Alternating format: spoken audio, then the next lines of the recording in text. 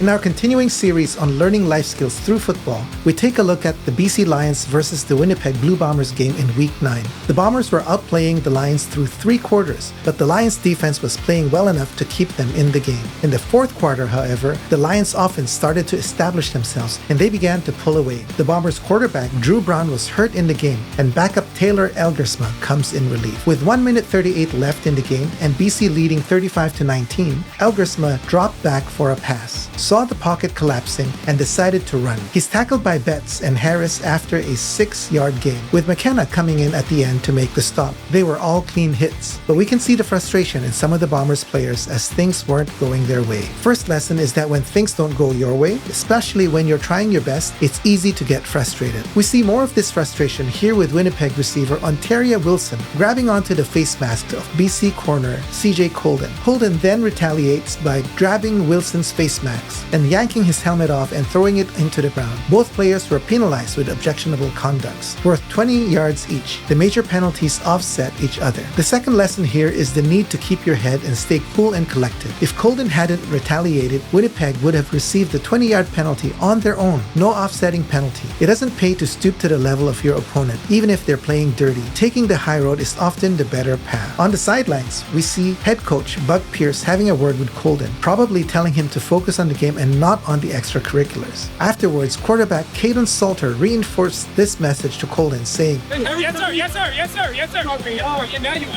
Always get the second guy. Yes sir, yes sir, yes sir. Meaning, yes, I hear your frustration and how Wilson had wronged you. But then he added, you've been whooping their all day, meaning you've been winning the battles on the field. No need for any tit for tat. Take the high road. The last lesson here is on leadership. Salter took the head coach's message to Colden and reinforced it with an encouragement. I hear you. I understand your anger, but you got to be the bigger man here. You can't control your opponent's action, but you can control your own. Take pride in winning the battle on the field, not in the retaliation after the whistle.